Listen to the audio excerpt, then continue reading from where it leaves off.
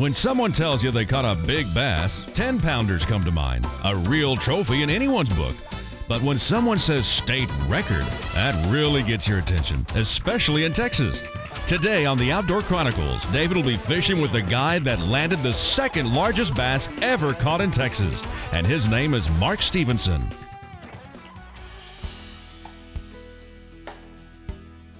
Lake Fork is, what, about 30,000 acres? Give or take, depending on what the water level is. It runs anywhere from about 28 to 30,000. It's not a huge lake like Toledo Bend and Sam Rayburn, but location plays a very important role, especially this time of year, the end of summer, the start of fall. What are we doing today on this grass edge? Well, I really was hoping we'd get one of those active bites. We're right in a time between that fish are really everywhere. The end of September through the middle of October is always just, you just hit them here, you hit them there, and patterns don't really hold up. You have to fish a number of different things through the course of the day. But what I found is that right now, in the afternoon with this bright sun, and these fish are holding tight, usually you can get some quality bites off a grass edge. And what it does, it lets you have a very specific bite area for them in the water column. You don't have to fish 20 foot different up and down. You're fishing just a very small, select spot to catch a fish.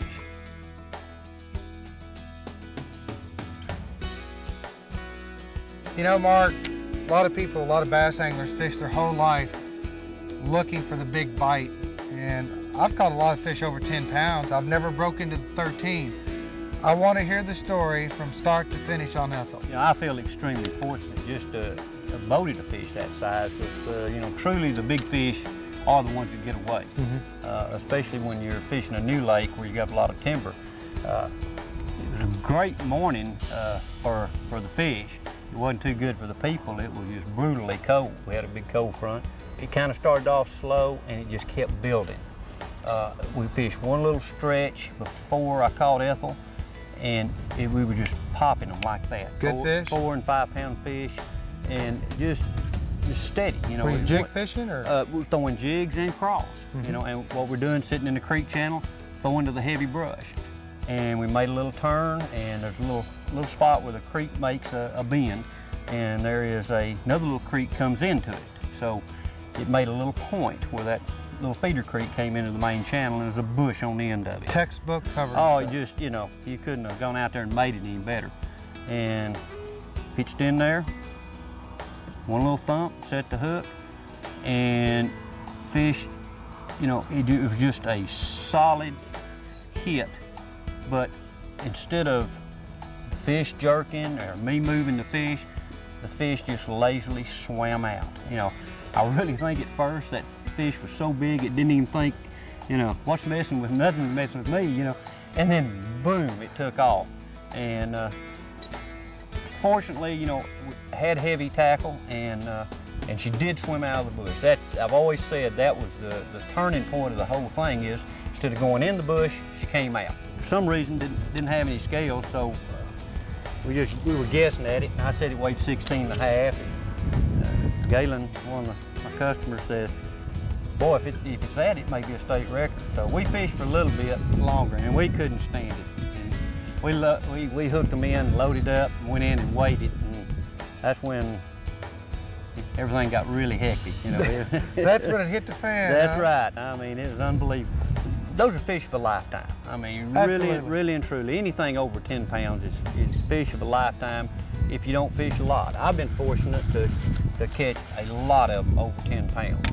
And, but I'm fishing out here, I'm fishing where they are, and that's the big key, is fishing where the big fish are. That is a huge fish. So exact weight was how much? 17? 17, 10, and 3/4.